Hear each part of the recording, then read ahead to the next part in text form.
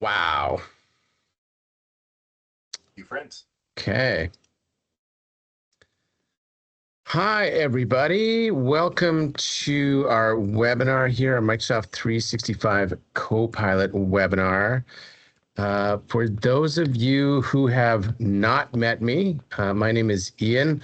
I'm self-proclaimed chief instigator here at Adaptive, which just means that between Stefan and myself, I won the coin toss. James, if you can let people in if they need to be let in as I'm doing this, that'd be great. Absolutely. This is our first webinar, so I hope that you will bear with us as we go through it. We've done a dry run here, but we do want it to be interactive. We want you to interrupt us with hands or by putting in questions into the chat as we go along, because if it's just me talking at you, you're going to get way less out of it than if it's the content that you want because you asked for it.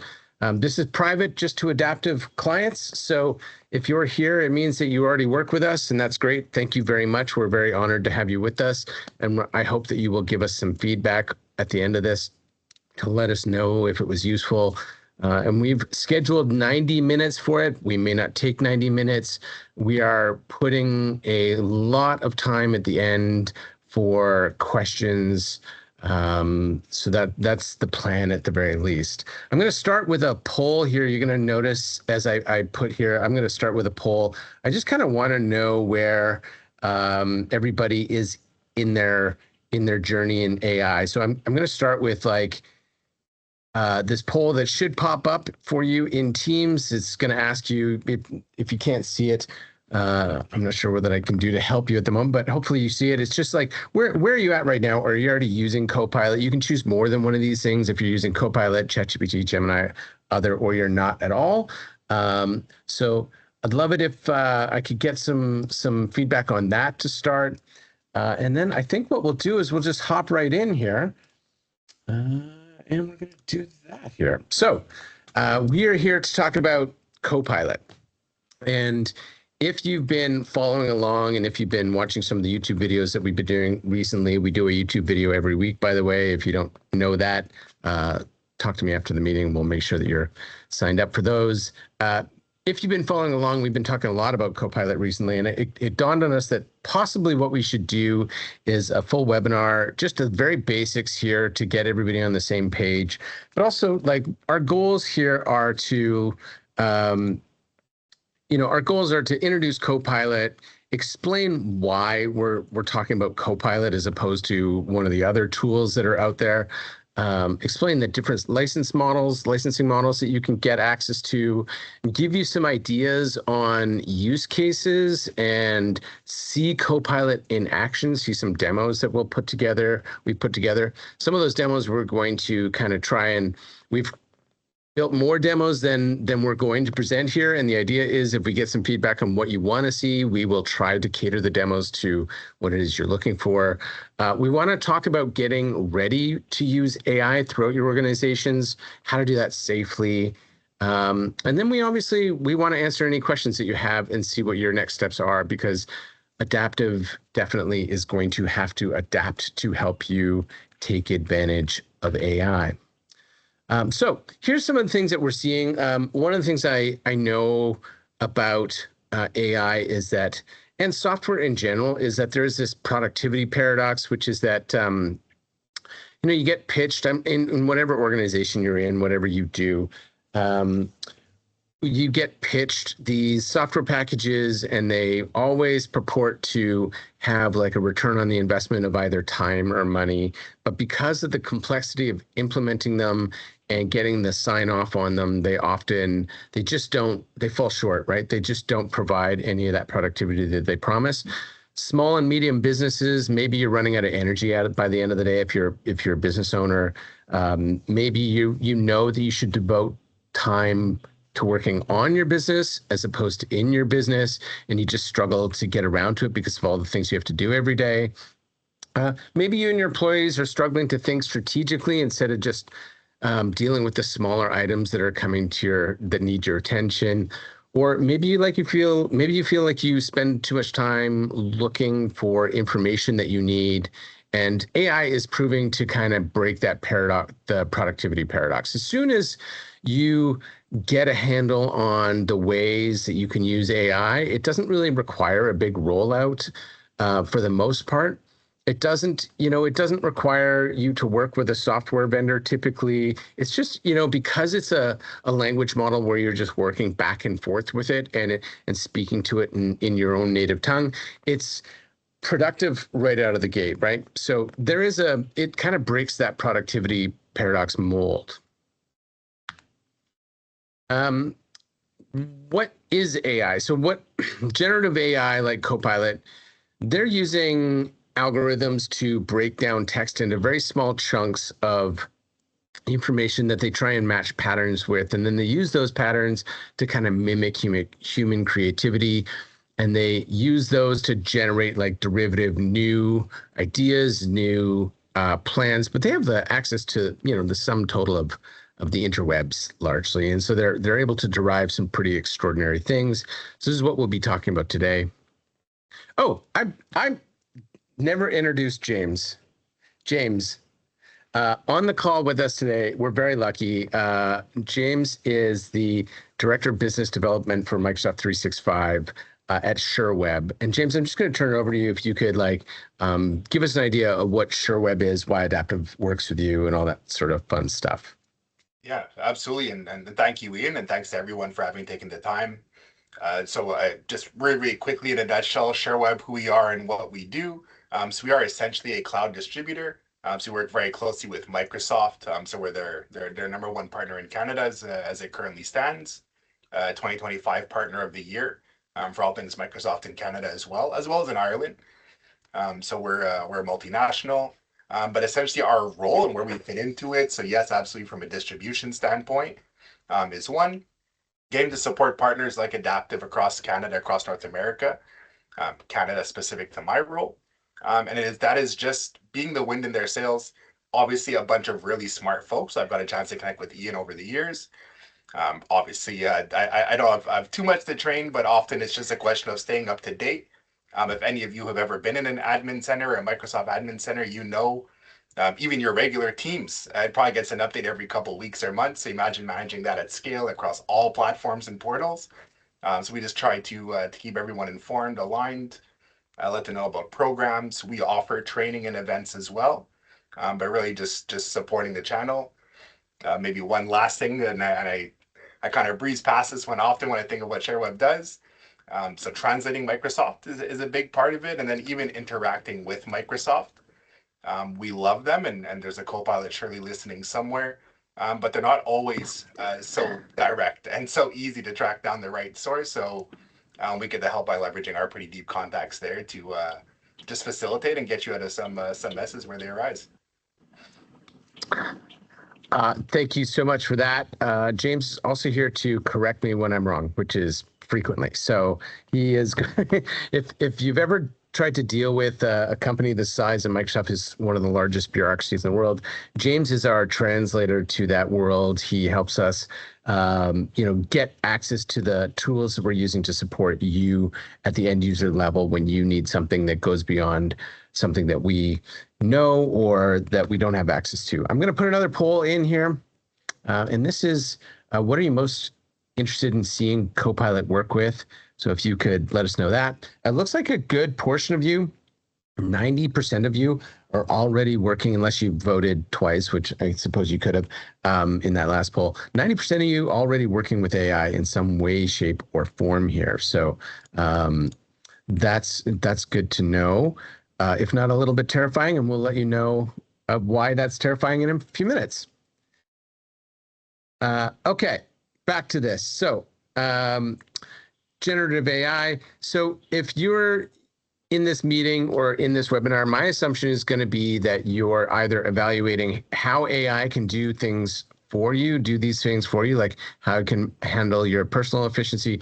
You're evaluating the cost, or you're evaluating the capabilities. So those are three things that I assume that you're here to evaluate.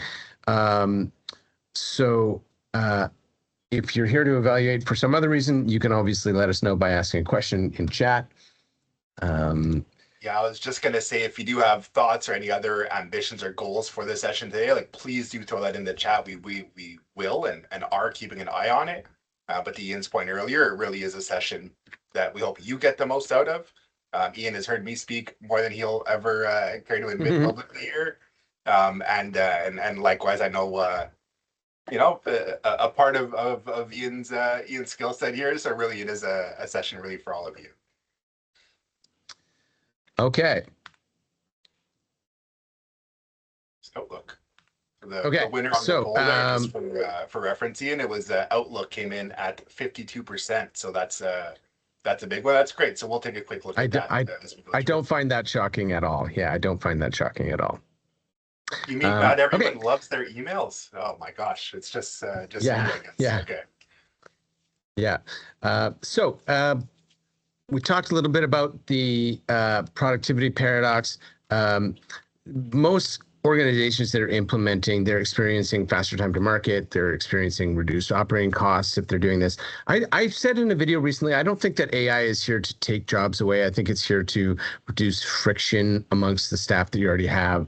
I think what you're talking about here is how to get more out of your current staff and give them tools to get more out of their day with a little less stress than it is to like completely remove folks from your team. And I think that's what we're seeing largely, and Microsoft is seeing largely in their usage of AI here as well. So there's just some stats here. I also want to be really clear on what we're trying to do here. I do not want to sell you Copilot. In fact, quite the opposite. I want you to come out of this at the end of the day realizing that there's maybe some things you want to do to get ready for Copilot. This deck out of the box is a Microsoft deck that James and I had to go through and browbeat into not being salesy. So that's what we've tried to do here. So when you see stats here and stuff, know that like we've already weeded out a ton of slides that were just designed to get you to buy Copilot. We're not here to do that. So we want to go from like how we can safely implement. Okay. Yep, safely implement and to inspire. Like again, not to be very salesy here at all, but really just to think. Like we're already seeing a lot of you leveraging it already, Copilot or others, but just to kind of broaden that horizon. I'll like 30 seconds here on when I first got to use Copilot or started to incorporate AI into my workday. My first week or two, I had 3 ideas. It was summarize a meeting, it was summarize an email, and draft an email. And then slowly but surely, by speaking with people, by attending conferences, seminars, etc., trainings, maybe a few. Well, then I was like, oh, well, I'll add this to my toolkit, and I didn't know I can do that. And then slowly I built kind of a repertoire of use cases. So again, if we can leave you with anything, it is, hey, that could be cool. And then you can connect with the team at Adaptive to see what's the best path, to get you there. Mm-hmm. Okay, so this slide here is what Microsoft kind of really truly believes is the future of AI. If you don't know, if you haven't been watching the videos that we've been putting out, ChatGPT came out just over 3 years ago. It went from 0 to 800 million users in record time. It's the fastest adoption of any platform everywhere and anywhere. It was the experience is now like it feels almost classical use of AI, which is just a chat back and forth with an AI robot trying to pass a Turing test, trying to work with you and telling you how great you are as you just chat back and forth with it. I think we're probably all familiar with that experience at this point, but Microsoft is seeing that the future of work is agents. So they call it agentic AI, which is you've got business processes in your business right now, in your organization, business, either not-for-profit or for-profit, but you've got business processes right now that are very human-centric. They require a lot of human intervention, and they don't necessarily need to. And an example that I like to give here is like, let's invoice approval. If you're big enough to have an IT department, then whenever you receive an invoice from Adaptive, for example, whoever's in charge of managing your relationship with us signs off on our invoice, goes, yeah, that was, what we expected for the month, and then hands it off to AP, and AP processes it through. But it's a very human-centric process, and it's the type of process that can largely be put into an agent. So you can build an agent that was receiving those invoices, doing a the first check glance just to say that this is normal, this is what it looks like every single month, and then passing it off just to say, yeah, we've already looked at this and it looks good. That's an example of an agentic thing I would pass off to your accounts payable without ever having to involve that person that's typically had to look at those invoices. This is where we want to get to. This is certainly not where we think that people are right now. If you are here right now already, like I do know there's a person on the call that's really already starting to try and dig into this, and I'm probably going to pick on Patrick at some point today. But if you're already on the forefront, the frontier of that, then great. But this is, I think, long-term goal. I also want to just take a moment to go. So far, this is just me and James talking a lot. Any questions so far? Yep. Please so let me know. There was actually one. Oh yeah. Okay, great. Chat here. Yeah.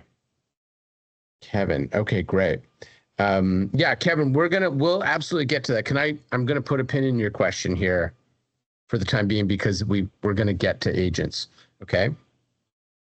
Similarly with so just Kevin's question for those of you who haven't seen it in the chat there, but Kevin is a paid Copilot user, so congrats there. Beside the integration with Office 365, what other differences between the paid and free version, and what else can the paid version do? So again, I just put a little note in there, Kevin. We're going to address that in varying shades in the next 5 or 10 minutes here, so we're really, really close. And then we'll certainly circle back just to make sure that you got what you were hoping for out of that. We're almost kind of there. So 365 Copilot is included in kind of multiple different areas. You've seen it in the chat. When you go to Microsoft365.com now, it's the very first thing that you see there. Some people really dislike that. I know that my team is pretty disappointed that they're getting it shoved down their throats so hard, but that's where it is. It's also in your apps, so it's in Word, it's in Excel, it's in Outlook, Teams, all that sort of stuff. There is something called Copilot Studio, which we're going to briefly talk about today, which is where you get into agents and some of that more complex stuff. And then there's also a whole dashboard, and there's a whole behind the scenes gear icon where Adaptive can go in and tweak and measure and give you performance and adoption and measurement, all that sort of stuff as well, which you probably will never see and probably never want to see, and that's exactly ideal. Okay. So the reason that we have, if you followed along again on the YouTube conversations that we've had, if you were to talk to us early last year, Adaptive was not on board with Copilot. We were talking about its competitors. We were talking about ChatGPT. We were talking about, we were talking about doing the business versions of those. The team version of ChatGPT was the most prominent thing. The reason that we have signed on with Copilot now as what we're recommending is mostly to do with security. And the security that we're talking about here is, first of all, Microsoft has done a deal with OpenAI. So now they have what's called Azure OpenAI. I think that when ChatGPT released version 5.2 of their engine, Microsoft was 22 minutes behind when they released their 5.2 version. So they have a very tight working relationship with OpenAI. And what they've done is essentially taken the OpenAI engine and put it into a Microsoft chassis. And that's how they're going to kind of work together. They have put in a whole ton of money into security and investment into data centers. They've also... this is the big thing, is they've already got your data. So Microsoft has the vast majority of you that are on this call, you're already Microsoft 365 clients. And you have SharePoint. And SharePoint is this city of your data, okay? And within SharePoint city, you have OneDrive Tower, which is where all your personal stuff resides. And you have, Teams that navigates about the city. That data is locked down so that other folks outside your organization, they can't get access to it. And Copilot is not going to go outside the bounds of that. It's not going to release that data outside the bounds. So let me paint a picture here. Let's say you have a sales executive that takes your sales data and they want to do an analysis of it for, sales opportunities. So they take your last 2 years of sales data and they paste it into a public version of ChatGPT. And they get their analysis back. But in 3 months from now, a competitor of yours comes and does a search on you, does a search on your business to try and get some market analysis. If you're 100% comfortable with the fact that ChatGPT is not going to use the data that's been pasted into it to train its model, then you can use whatever AI tool you want. But if you're like me and you have a little bit of healthy skepticism that, the boundaries of those things are, I don't want my data going into public AI, then Copilot is the tool that you want to use because of the security of the lockdown boundaries around it. So those are the main reasons why at this point, this is what Adaptive is suggesting, is that folks stay within the Copilot world. Yeah, and maybe just to touch really quickly on Kevin's question there. So just when we were referring to kind of what are the differences besides integration within the apps. So this is really it, Kevin, if you want to grab a screenshot here. It is the data sensitivity labels. So you can actually label your documents within Microsoft, tag them as confidential, highly confidential, super secret, or kind of choose your flavor there. But you can actually lock down that data. What we're able to do once this data is locked down is that once this policy is on a document, well, now I can't intentionally or potentially maliciously on think of an employee on their way out. Well, I can't just take those financials, plug them into a model like GPT or other, or Chat GPT more so. Now it's really going to say, well, hey, this data cannot leave the tenant. You cannot paste into an unapproved platform. So that's a really good way. And then again, wrapping all that with your identity governance. So we think of conditional access, we think of access reviews. Who should see the HR pay files? Like, is that HR? Just because James moved on to sales, should I still have that access? Right? So having all of that built into one ecosystem, being able to lock down or close each of those doors in SharePoint City, I love that. Well, these are just some of the values. So security, compliance are going to be really big ones.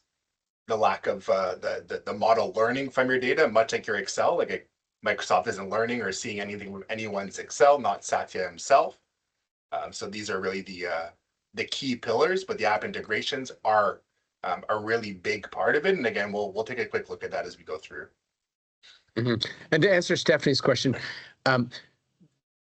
let me ask you this, Stephanie. Would you be good on your care staff pasting their information into a free version of ChatGPT, for instance? And I'm just trying to find you here so I can unmute you. Hold on, Mike. There we go. I suspect you're muted, but I suspect that you wouldn't be good. Hi. No. You would not, right? So I don't think that it's a great idea to be pasting in public health information or private health information or personal, PII into any AI tool necessarily. But yeah, that with the caveat is that with what James is describing, which is like DLP, it's James, remind me again. Data loss prevention, which is like you can't accidentally download files, or you can mark files as sensitive so that they can't be downloaded, all that sort of stuff. Those tools are not available in any other platform, right? So if there were a platform that you were going to allow users to plug information into that was of a very sensitive nature, it would probably only be Copilot. Okay, it has nothing to do with your firewall. Okay, but at the end of the day, the overall advice is keep birthdays and SIN numbers and names and that sort of thing out of AI. Yeah, and there's a whole other thing. This is actually, I'm going to segue for just a quick second here to a feature of Copilot, paid, yes, Kevin, paid, that you can use to find all of those files. So I don't know how many folks, maybe raise your hand if you, and then please unraise it when we're done here. Raise your hand in using Teams here if you watched the video I did this week that was about SharePoint at all. Probably not a lot. Leslie, Patrick, great. All right. So Patrick, I'm going to pick on you. Did that video help kind of so you understand what SharePoint is and why it's important to lock it down in Copilot? You're muted. I allowed the mic. Yeah, I mean, it was a bit of a refresh. I sent it out to my entire staff because it's been 10 years of trying to explain the difference between SharePoint and OneDrive.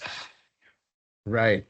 So here's the long and the short of it is that like SharePoint is this giant place. It's just like this city where you can do with it whatever you want. And you can build it into this wonderful, like super freeway of information within your organization, or you can make it into this like Inception style maze of a mess. And most of us over the years have created the Inception style maze in SharePoint, right? Like you have document libraries that are just all over the place and files that you're maybe not even sure of. Somewhere in the corner of your SharePoint city, you have a file called executive compensation. It's an Excel spreadsheet. And a human is never going to find that file because it's in this weird maze, but Copilot, the paid version, can go and search the entire SharePoint city in an instant, and it will find it. So if you have a user in your organization that just types in, hey, what is the executive compensation at Harold Park?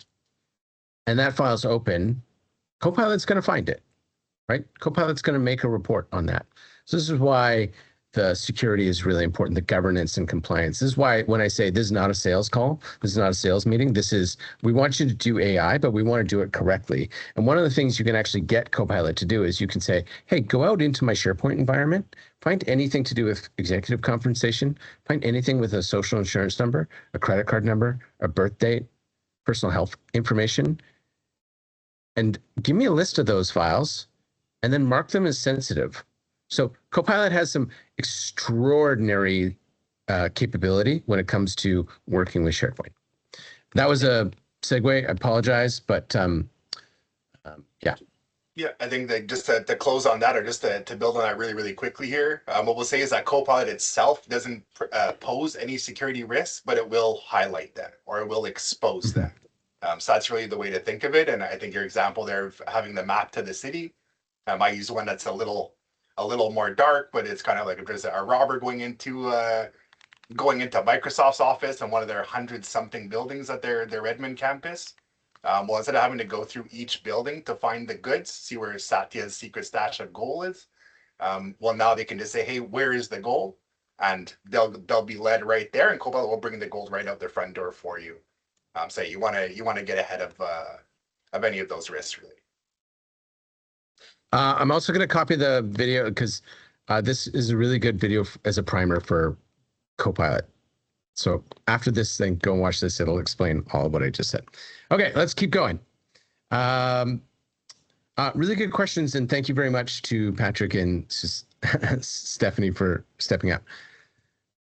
So this is going to get a little bit deeper into here, and we're not going to touch too deeply on this, but basic security controls that you want to put in place is multi-factor authentication, audit logging, basic content, keyword search. Comprehensive security controls, and this is where I talked about, like, if you're resistant to business premium licensing in your organization, then you're probably not ready for full Copilot licenses across the board. You wanna wait until you've got that in your budget as something, because then we can do things like conditional access. We can put on those sensitivity labels of like, this can't be shared outside the organization. This can't be downloaded externally, all those sorts of things. We can do that with business premium. We can do unified endpoint management. So there's a lot of stuff that we can do with the business premium license that we can't do with the standard or the basic. That's why business premium is really important. James, you want to touch on that at all, or? Yep, I think that's it. Like we spent the last few minutes just kind of saying, hey, pump the brakes. We're all here. We love the hype and the excitement. We want a Copilot for everyone. But we also would rather it gets done properly and securely. Another analogy just to kind of pound that point home here, is if anyone has ever gotten a puppy or got a new dog before, this is very much the case. Like Copilot is this new puppy, and if you bring it into the house and you just let it go, it's gonna find your favorite pair of slippers. It's gonna find the remote and chew that thing up. We're not gonna sit there and chastise or blame the puppy so much. What we'd rather do, what we'd be better served doing, would be to say, hey, this puppy's gonna be here when the wife gets home in an hour. Well, let me go and just tidy up the floor. Let me put those slippers maybe on a shelf or somewhere a little bit higher up. Let's get the remote off the dining room, the living room table. Maybe put it on a shelf somewhere again. But we really want to prep the environment. That is all things identity. Again, who has access to what? I'd be lying if I said most tenants I get to witness have their identity managed to a T. People change roles, positions, etc. The accesses just stay. So we really want to just comb through, make sure everything is in order. And again, business premium is a good starting point for that. MFA is a really good way to go about it. But if someone were to compromise my phone, for example, and I'm traveling, we'll say, hey, James, I'm in the East Coast natively. James, you're in the West Coast and you're logging in at 3 a.m. Maybe that's a little bit different. Maybe we're going to prompt you for a password. So we can just get a secondary check. And again, it all depends on how sensitive your data is, what kind of preparedness your level you're at. There are different ways we can go about it without the full security suite being in place. One of them we'll call restricted SharePoint search. So that's essentially saying instead of having access to the full city, I'm going to give you access to a single tower. And then Copilot will, as far as Copilot's concerned, it only sees one tower. So now instead of having to, if I go back to myself as a kid here, instead of having to clean my whole room, I just have to clean what's not in the closet, what's not under the bed. I have to clean what you can see from my doorway. But Copilot, again, will look under the bed. It'll look in the closet. So we just have to have that set up properly. And then from there, you can have a really smooth and uneventful deployment from a negative sense. Okay, great. So let's get into the demos. James, I'm going to give it over to you first. So I'm going to stop sharing. You pick up. That's how you want to do this? Yeah. If you want to jump through one more slide, we'll just talk through one scenario, and then we'll Sure. and then I'll jump in. I'll do something a little bit live here. Okay. The next slide is actually this video that I think I'm going to skip. We're not going to run this thing. Yeah, go for it. James demo. There we go. They don't want to hear a Microsoft Sizzle video with the really cool music and all the things Copilot promised us to do. But no, so we'll share a link to this resource. So this is a page that we pulled from what's called the Scenario Library. Scenario Library, for those of you who haven't had a chance to see it yet, it will really go through, you know what, I can even put that up, but it's going to help to inspire you in terms of use cases, all things Copilot, whether that be Copilot chat, whether that be agents, whether that be Copilot for 365, and I'll do a much better job. I'll show you that in just a second. Do you want me to stop sharing, James? Oh, no, go for it. I'll just kind of breeze through this just to get the logic through. But the idea is to insert Copilot everywhere into your day. And not to say inserted like it's a tool you need to use, but it's a tool that will simplify most of our tasks. So we think of identifying and changing a policy here in the HR day in the life. Well, we can use Copilot chat to compare two policies, to review some policies there. We can use Word as a next step to potentially draft an FAQ based on these policy, the changes, what's important based on a persona, for example. Creating the plan through Copilot chat, presenting when we get into PowerPoint, so having that same chat spit out a PowerPoint presentation for you. And then finally, even going through the meeting in terms of just getting your ducks in a row and having your team aligned, and then sharing out that communication either through Viva or through Copilot and Outlook. So it just gives you an idea of how to go about it. And we'll circle back on this a little bit later as well. But in the bottom left, if I just draw your attention there, the KPIs. We all got sold this dream, and I myself included, in the first 2 weeks of having access to Copilot. It will automate everything and early retirement, 10-hour weeks for all of us. That is not the case. If you have that expectation, well, then reality is unfortunately not as exciting. The KPIs, though, do help us to keep grounded. Any projects that we see succeed have clearly defined KPIs prior to rolling out Copilot. Again, you know where you're going. It's a lot easier to get there versus it's just going to eat up my 40 hours and I'll have 40 free hours. Well, that's not a realistic KPI as you might imagine. So that's one. I will show you this. I'll steal the screen here for just a moment. If anything pops up in my Teams, just pre-apologize to all of you.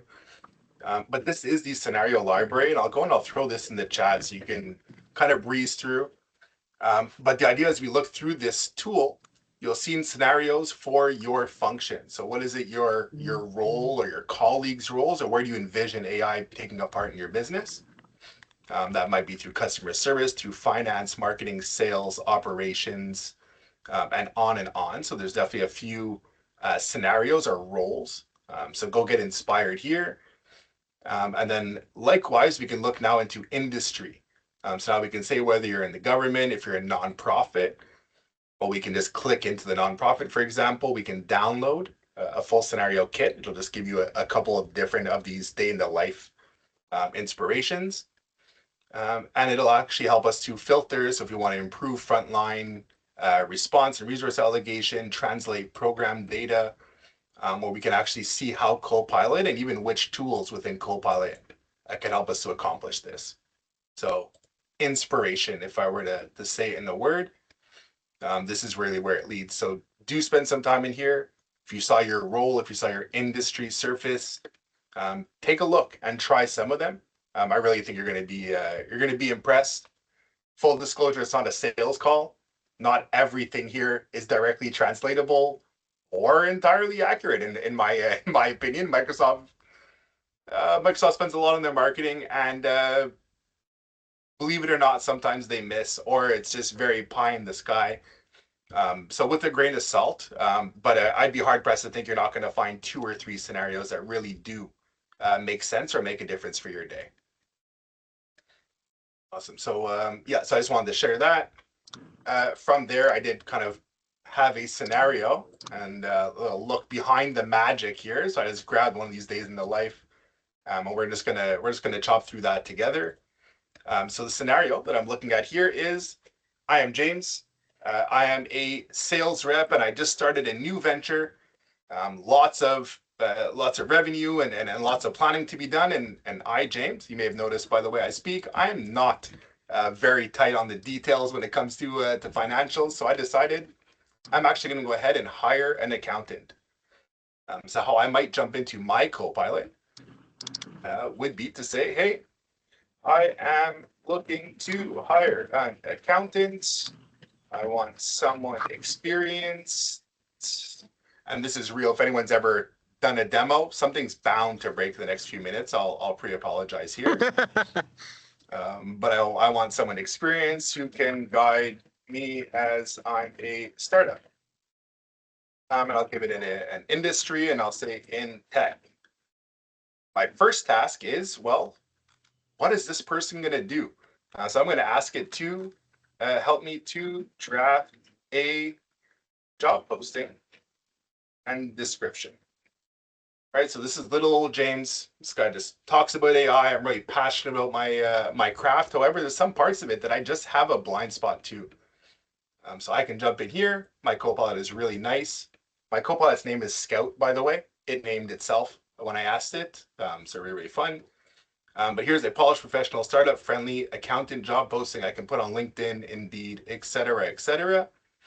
The crux of it, though, is this is it. It's a financial advisor in the tech sector. It tells us about the company, references how we're new. Again, I gave it this much context. This is nothing. This is a drop in the bucket, really. Some of my prompts are some of the prompts of people who have success. There might be a page or two. You might even leverage a prompt coach from Microsoft to help you build out a great prompt to really get a step further on your first go. The thing with AI is, and we see there's most of you here have already adopted it in some way, shape, or form. It rarely gives us a perfect product on the first go, regardless of how precise our prompt is. However, will be at maybe 70% as opposed to 60%, like what I might find myself with here. So what I might assume is that, hey, this looks like a pretty fair role. Accountant with strong advisory instincts, right? It referenced my startup and my lack of knowledge in that function. What you'll do, gave me the guidance, what we're looking for. So it even called out that 5 to 10 years of experience, designation required. Why to work with us? So Copilot will infer, it will just assume, and it'll, dare I say, make some stuff up. So always do revalidate. But nonetheless, considering I gave it, all of 15 words, we got something pretty decent coming out of it. So now I'll say, hey, I really like this. I want to, let's go next. So now I'm going to go ahead and I'm going to post this into my job board. A few days go by, obviously, because this is such an amazing job posting. I start to get some bites. I have some potential interest from candidates. Now it's time to interview, but this is still James, some tech nerd who ended up as a business owner here. So now I have to learn how to interview. I might just ask it, help me create 15 interview questions where I can challenge their acumen. Typos generally accepted in here as well, so nothing to worry about. Challenge their acumen. I also want to gauge character and overall fit. What it's going to do here is exactly as I asked, 15 high caliber. I didn't even ask that. Go Copilot. 15 high caliber interview questions. I have them all here. Talk me through the first 90 days when reviewing a set of financials you didn't prepare. What are the first 5 things you look for, right? And it even gives me a little bit as to the why this comes through. So again, this is James, no experience, not a hiring manager typically, not an accountant, so I couldn't really validate most of what they said, but as long as it sounds smart enough, I guess that could be a litmus test. I might even say, hey, create a scoring rubric, just because I'm hearing all of this and I've taken notes, have my Copilot more so grabbing notes for me, but I can actually get even the scoring rubric here so I can really start to quantify my potential candidates and again, make a really informed decision. That's great. So I get these questions. I know how to score them. I now have my ranking. So let's say this candidate made it successfully to the second round. And I come to a really important part of this hiring process here. What is the typical salary range? Salary range for someone in this role. I know it's going to be expensive. I just don't know how bad this really is. And what it's going to do is it's actually going to go out into the web. You can see from Robert Half. You can see from a CPA survey that had been done. So it does go and pull live links. So this isn't like ChatGPT. If we think of the consumer version, it'll actually go and pull up really live web links here in real time. I can go and click on these. I can look at Glassdoor, etc. I am hoping this is not what I'm going to have to put out in my little startup here, but it gives me a really good idea. And then now I can say, hey, you know what? Our range that we're going to hire for in this role, anywhere between 95 and 130. And there you go. Again, from 0 to something, but something that I can now build on and really and delve into.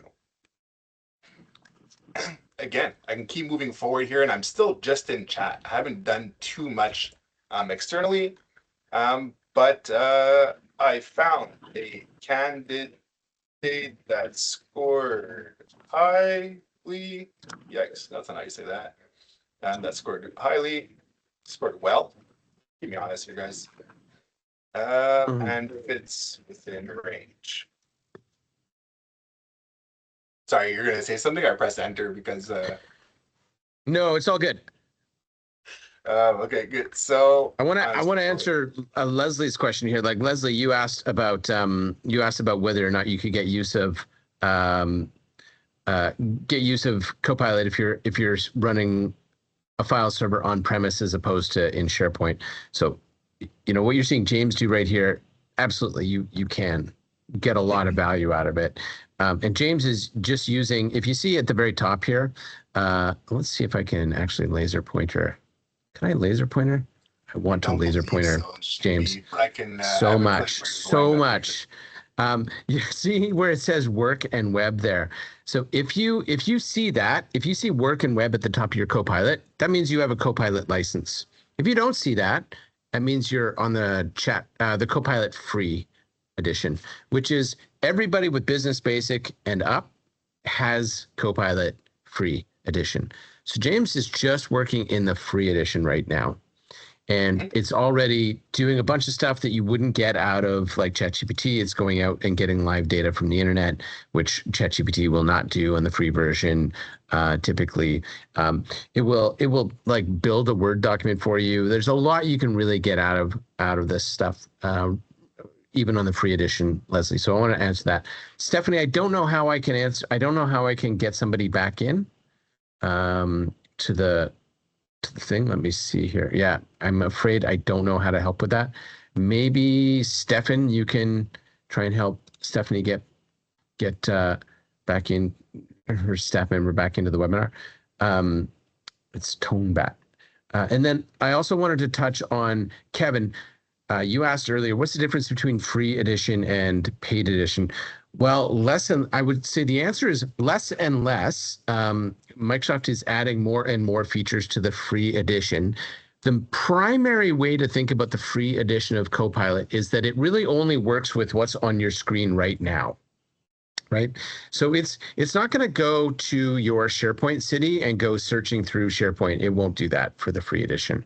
There's some things that are some of the key features. I don't know if you saw recently, I did a video about like how to use Facilitator to record an in-person meeting on your phone and get meeting notes out of it. That was just like a YouTube short I did. But to me, it's absolutely mind-blowing. We use it now in every single meeting. That is a paid version thing.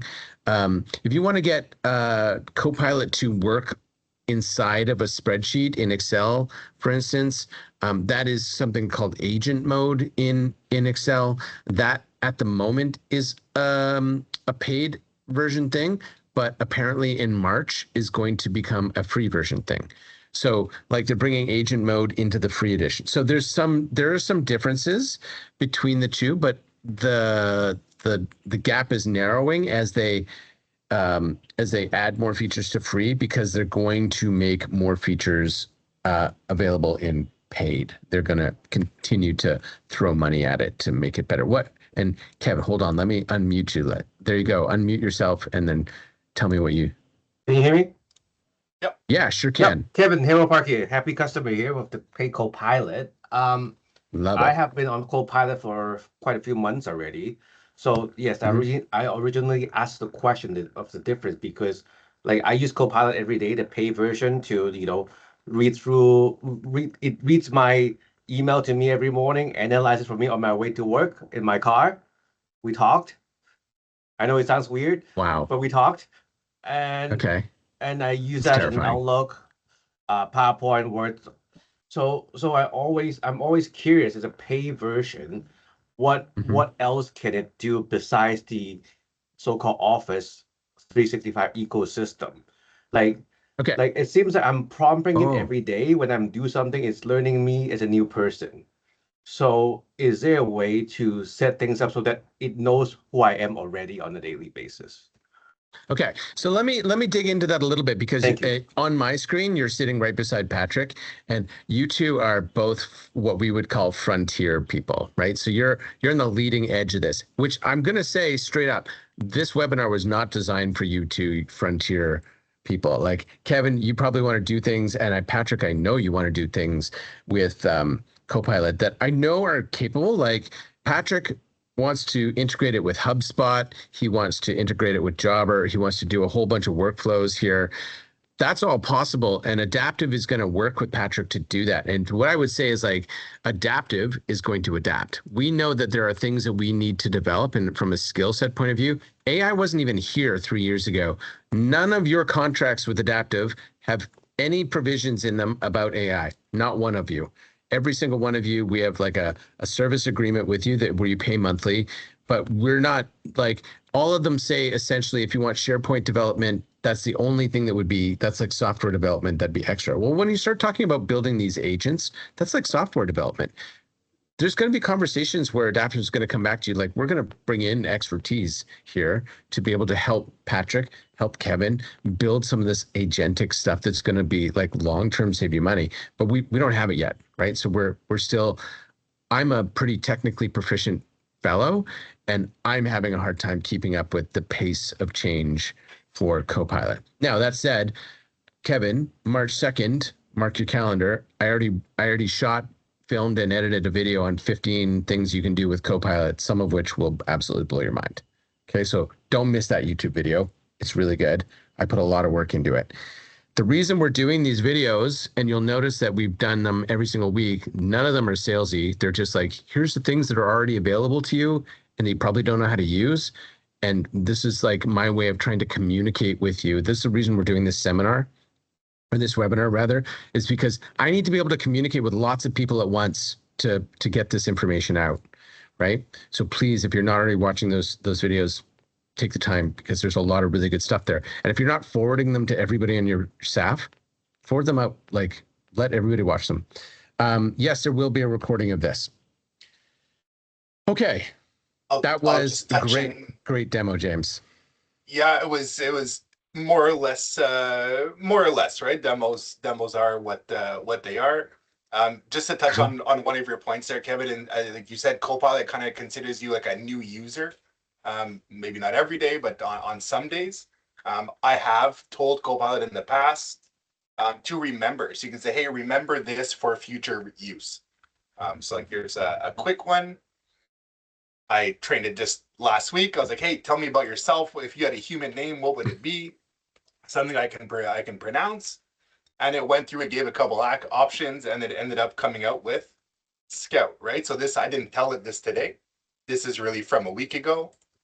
I can also say, what can you tell me about myself? Stuff, something like this. But then Copilot will actually say, hey, here, based on all your interactions, I'm kind of nervous. Honestly, I shouldn't be doing this live because this could be anything. But it does know certain things, right? So it does know that, hey, I'm involved in a lot of Microsoft solution conversations, Teams voice security add-ons, license optimizations, training sessions I got to deliver or attend. And it says here, so I'm inferring any performance or intent here, thankfully. But what I've explicitly told Copilot about myself. So I prefer clear, structured, copy-paste ready outputs, concise human writing, and I dislike AI babble. It will be the death of me. But I can, I'm Quebecois, I'm based in Montreal, right? But it gives me all of this. So a tip for you there, Kevin, would be, hey, Copilot, remember this about me. You might even sit with Copilot and say, hey, I want to build Copilot instructions so that I can work with you more effectively. What would these instructions look like? Can I take over for a second here? I want to share something too, for everybody in here. Kevin, you're gonna have to give me a sec here. There we go. One other thing I want to say is like, you see, I have a full Copilot license as well. One of the things you can do, Kevin, is you can click on these three dots up here, and you can go to settings, and you can go to personalization, and you can give it custom instructions. So I have use plain language that's easy to understand, skip acronyms, right? Like I have all this stuff in here, and you can just keep adding this. This field is very scalable. I didn't use M dashes to start, and I don't use them now. The other thing AI has a tendency to do is it goes like when it's writing, it says, it's not just this, it's that. Right. And I don't want any of those silly comparisons. So you can get into personalizing it the way you want. You can also give it like saved memories, right? This is exactly what James is talking about. You can go back and find like saved memories here. Okay. So that's a really good way to customize your Copilot to work for you in the way that you want, right? And okay. Copilot, it's really made to go alongside you. It's a Copilot, not a pilot. Yeah. So it won't just go off. It really will take your direction. If you tell it, hey, call me like my chat GPT that I use on my personal. It calls me kind of like Lord of AI or something silly there, but that's just how it calls me. That's just how my conversations start. And I get into it. I'm like, well, yes, I am, aren't I? And really gimmicky, but something that, a small difference. And it makes me feel really smart when I jump in. Okay, I am going to take over if I might, James.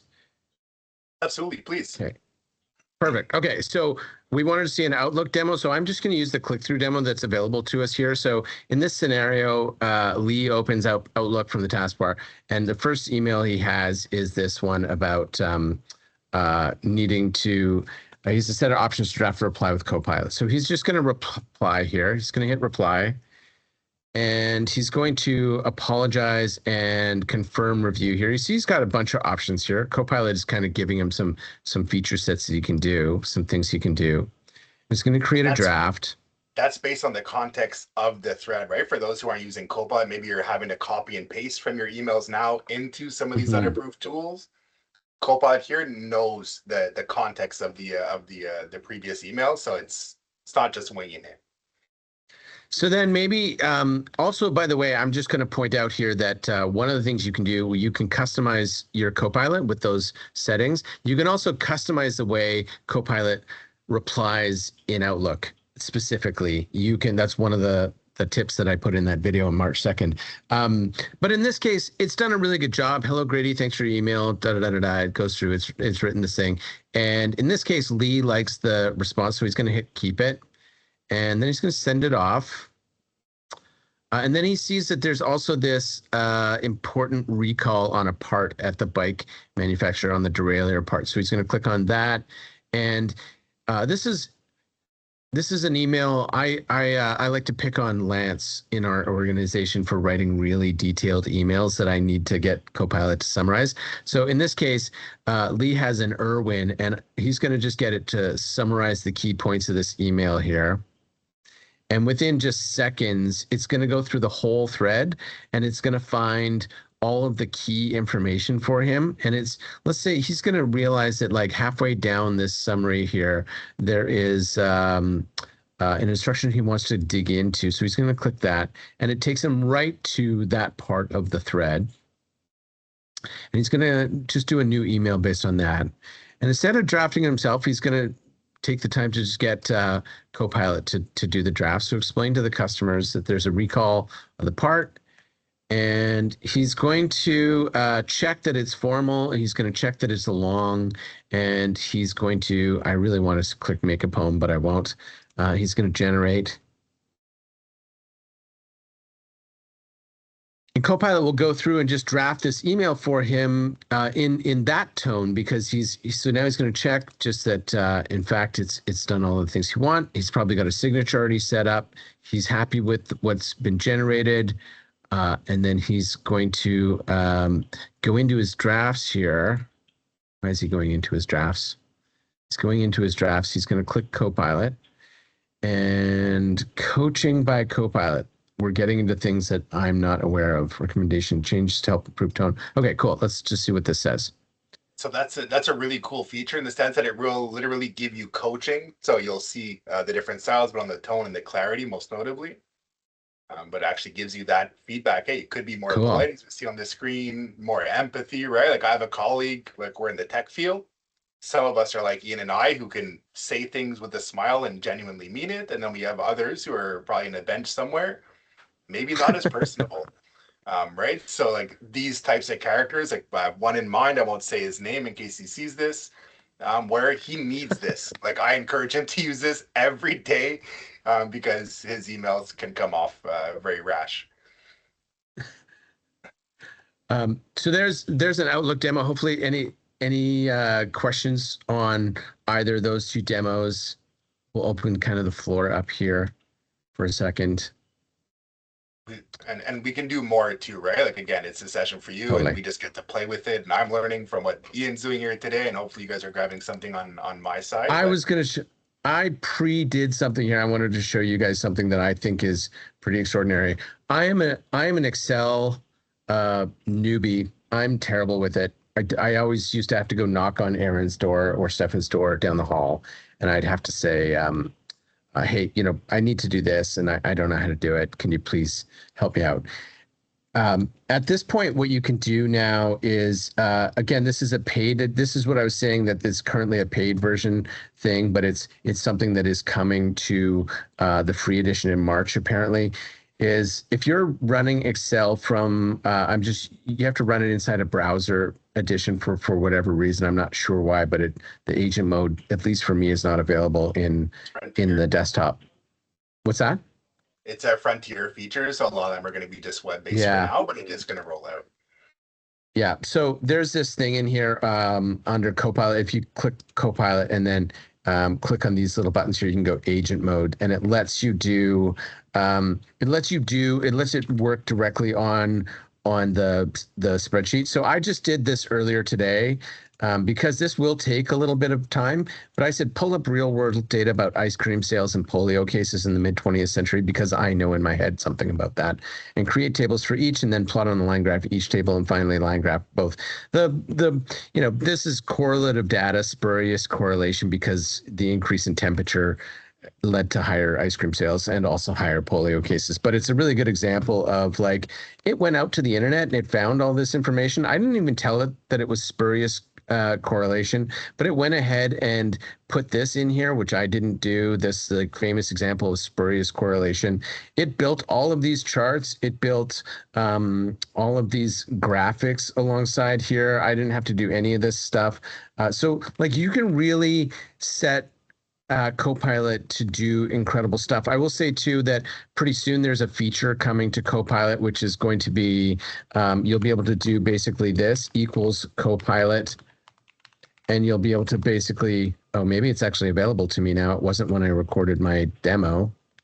You'll be able to ask Copilot to do something, like basically work on this cell and give me results based on blah. And then you'll be able to say like a cell D9 or D2 or whatever, right? And Copilot will do that thing. Now, this is killing me, because I literally just I just recorded a video where I had to say it's not available yet, and now it is apparently available. But yeah, this is also going to be something that's available to you. So really remarkable stuff here. Excel was third on the list, so I'm glad that I had preemptively done that. Okay. Can I do one more? I love these. Yeah, just quick though, because we're at the hour-long mark, and I'm just be quick. So I'll go super quickly. So this is actually just because we're going through the apps, like Excel. We saw Outlook. This is a meeting that Ian and I had as we were prepping for this very session here today. So what I did is I just popped out the meetings right through my Meet app in Teams. Sure, we have the Copilot notes here, so we can really see the flyouts. Like we talked about features and licensing and the readiness. Some of the tasks, we were hoping to have some live demos for all of you to play with as well. This is something that's still potentially in the works on the road. But we can see all the notes here. What I can also do is with my Copilot, and again, this could be in chat or it could be in Teams, but here I said, hey, give me a quick summary of the meeting that I can share in Outlook. Bob's your uncle, the decisions, the rules, the content highlights and demos, and how we're going to go through some of our stuff. I can just push that right into Outlook as well. So that was really, really beautiful. Another use case that I do in this same line of thinking, so I didn't have it shorten it. Just Ian doesn't want to read that wall of text, as he just told us earlier. I can have it shorten it. One of my favorites, and one that I just started doing about a month ago, is that I get to deliver a lot of trainings in my role. I'll go through and I'll deliver, let's say, a 1-hour training video, training to a sales team generally, or a technical team. And then I can always send over the recap, which is great. And after we get a training, we all go back and thoroughly read the recaps, right? Yeah, you're all smiling and nodding with me. What I can do, though, which I think was a little bit more poignant, is I can say, hey, help me generate 15 questions as a knowledge check based on the information that I shared in the training. I can then take that into Microsoft Forms, which also has a Copilot. And then now I have this ready-made quiz to not only be able to deliver and recap, but now I can actually go and do a knowledge check with them. So again, you just kind of dream it or find ways to. I'm to dream it 100% sending all of you a knowledge check at the end of all this. Right, and it's so easy. It'll take 10 seconds. It'll look like Ian spent the night trying to, on his whiteboard and then connecting the dots. But again, this is super powerful. Maybe half an hour, but these are things that we can now do in seconds or even minutes if we really want to validate and refine. But again, it's just that speed that we can do all this within the apps is pretty powerful. Okay. Exactly. You'll have to excuse me here as I'm going to zip through. We did a demo here. Okay, so as it currently stands, every user in your Microsoft 365 environment, as we said, has Copilot Chat. The features in Copilot Chat, they're not going to go out and do that search of your SharePoint library the same way that we described, where you have essentially this robot that goes out into the SharePoint and finds any left scrap of paper, any kind of valuable information. So Copilot Chat doesn't do that. Copilot Chat is also locked down by the tenancy, so it has all of the security that the full version of Copilot has. So just know that that is available. That's your adoption path. Getting people to start to use Copilot Chat to get some of the features out of it, the value out of it is really your adoption path. I'm excited to have just been able to show you some of the features of it. A lot of the features we showed you here today, they were all in the free edition. That will lead you to designing and coming up with some ideas about, like, whether it's through the adoption website that James shared in the chat, or whether it's just because you come up with some of those business processes that are really challenging for you and really heavy on human intervention that you think don't need to be. That will lead you into realizing who should have a full version of Copilot Business, and then you can start to think about how to implement those. But before you do that, there's a couple things you want to have. You should have an AI use policy. If you don't have one of those, please reach out to Stefan or myself. We can give you a template that you can put in place. An AI use policy should have a number of features. I did a video. I did a full video on AI use policy. I think it's already released. If it hasn't already released, there's 7 things you should kind of have in there, but you should lay out the tools that your employees are allowed to use. You should also lay out the tools they're not allowed to use, what they're allowed to do with it. Are they allowed to do things that involve legal? Are they allowed to do things with PII or with PHI, personal health information? So you make sure you have that AI use policy in place. And then also you want to make sure that your data is safe and that you've gone through and found all those pieces of paper that are left in corners that Copilot Business is going to find. Yeah, and just a really quick one. So definitely on the security side, what do you have access to? So Copilot does keep you the same access that you as the user has. So I won't be able to see HR once I've been kicked out of the HR security group. So I won't be able to see any of those files. So that's one. The other side of this, though, is going to be, well, how good is that data? If I'm asking Copilot for how many vacation days I have, but it's referencing a document from 15 years ago and 8 time off policies ago, well, how good is that data? So we'll kind of say like garbage in, garbage out. But what data is Copilot ingesting to be able to give you your output, to give you its magic? Well, you want to make sure all of that's in line and in order, refined, attribute an admin per SharePoint site, for example, or have someone doing content reviews in there, but you want to have good, clean data as well as secure data. That's really important. Leslie, to answer your question, it's available in the desktop app. Even if you've got Copilot Chat, you can use the Copilot in your emails to help you draft. You don't need the full edition for that. Yeah, I was getting a screenshot as I'm trying to clean it up. There's some data in there, but I'll send it over in the chat in just a second here. There are this is a breakdown of the things that are available today, and this is changing fairly quickly, just FYI. There's also a thing that, like, Patrick knows, I talked to him a little bit about something called Copilot Studio.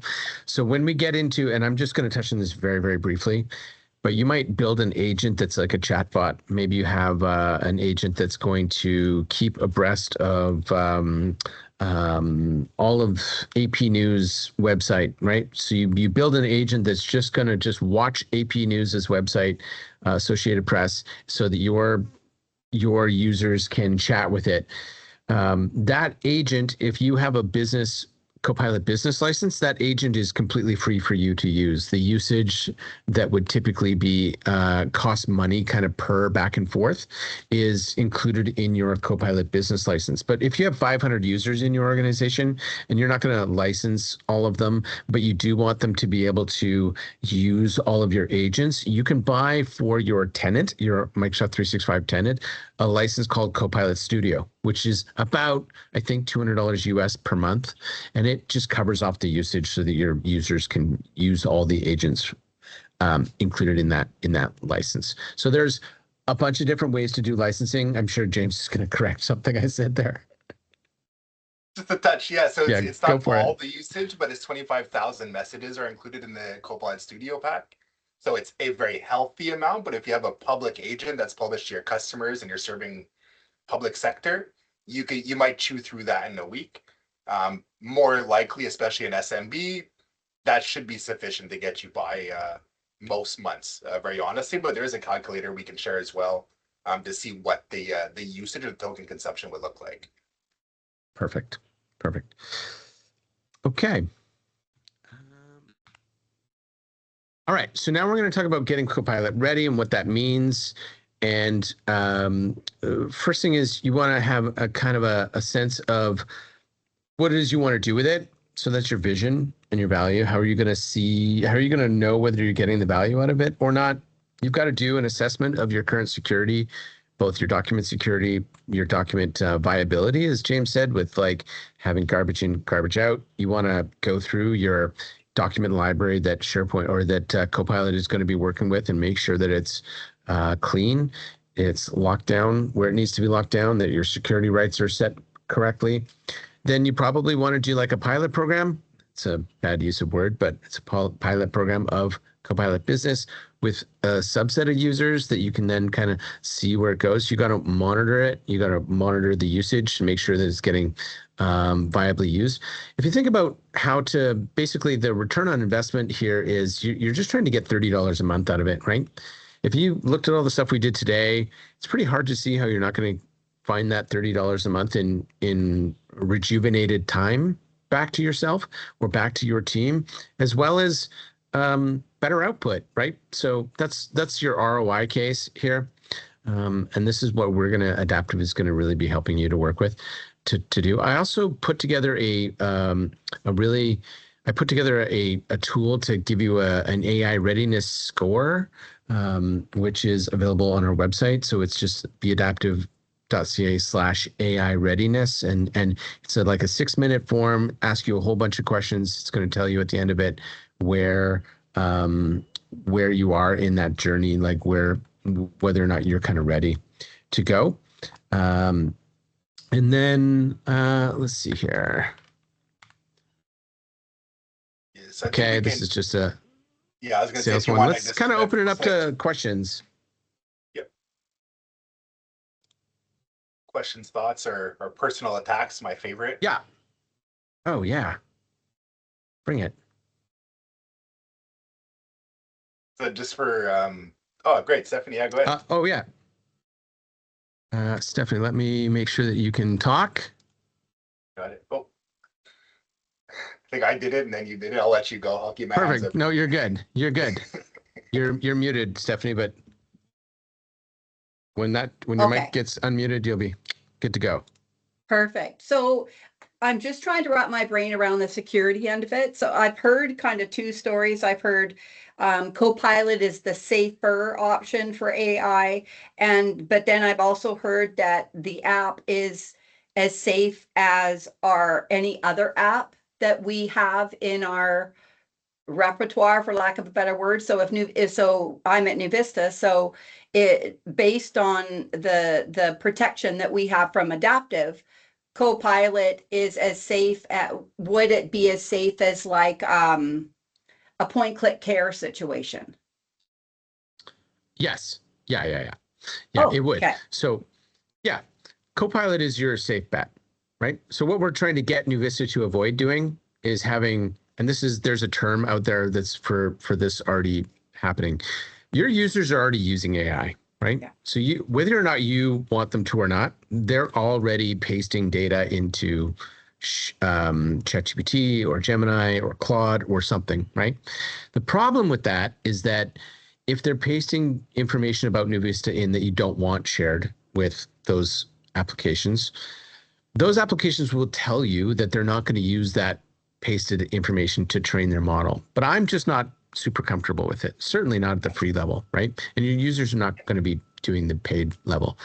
If you use Copilot, they're locked down when they paste that stuff in. They're locked down to that information is locked down, and the assurances from Microsoft that data never. First of all, that data is encrypted both at rest, meaning that like once the messages are sent and processed and stuff, it's just garbage on the Microsoft end. Like it's all encrypted. They don't have the keys necessarily, and it's also locked down. Like they're never going to use it to. It doesn't train any model except the model that's yours. Your engine, your Open AI engine inside of the Microsoft chassis, that's yours. It doesn't get trained anywhere else. Okay. And then I know that this was just one more question. I know this was asked before, but I just want to clarify. So, Ian, you know that in our folder structure, in our file explorer, we have certain permissions. Did I hear that right? Where, for example, someone who's not in HR goes in to try and find a document that's part of an HR lockdown folder, they will not get it. Yeah. So the really cool thing about SharePoint is that, like, if you imagine it like a city, okay, if you're not a part of the HR group, that whole section of the city just doesn't exist for you. Okay. Like it just doesn't show up. There's no way to navigate to it. It's not there. If you think about OneDrive is everybody's own personal directory, right? Well, that's just an apartment building inside of the city. And as far as you're concerned, Stephanie, there's only one apartment. It's just you. There's no other apartment in the building, right? That's the way it works. Your key card is essentially what, if I give you a Copilot license, right, your credentials are your key card, and we just give a copy of it to Copilot, which you can imagine is like Wall-E, the little robot that goes out into the city, and he's just going to search everywhere. He's going to look everywhere. And anywhere that your key card has access to, he has access to. So what happens is, if there is if I'm accidentally a member of the HR folder, the HR team, I, as a human, don't necessarily know that, right? Because it doesn't alert me. It doesn't tell me, hey, you're part of the HR team. Now you can get access to HR bill, right? But Wall-E doesn't need to be told.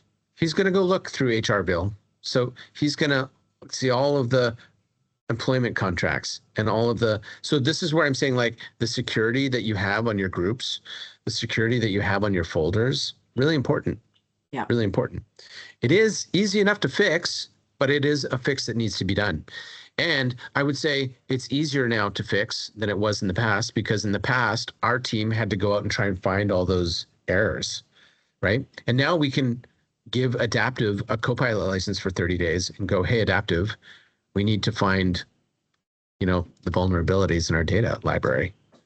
And we need to make sure that everybody's permissions are set correctly. These are the permissions they should have, right? Got you. And we can assign. Yeah. Does that answer your question? Yeah, it does. Thank you. Great. Yeah, and then Adaptive going in and kind of identifying the data gaps or where any of the risks may lie. That's definitely one way. I think it's security when it comes to IT is not a set and forget. It is not, hey, this is what you need, and talk to you at renewal. It really is an always on. It is, hey, this person changed departments, this person changed roles, the files are out of date.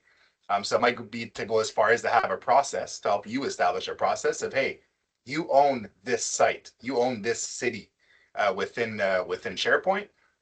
You're going to go ahead and manage it. You can choose your cadence, and that's something that you guys will work on all together if you have any compliance requirements, etc. But how do we stay ahead, right? We don't want to have to come and do a full cleanup. I don't want to have to clean under my bed and my closet every month. I want to have a process that says, hey, or I should do it every month there. But I want to have a process that says, hey, James, it's that time of the month. Go clean your stuff. just review, does James still need access? Is this file still valid?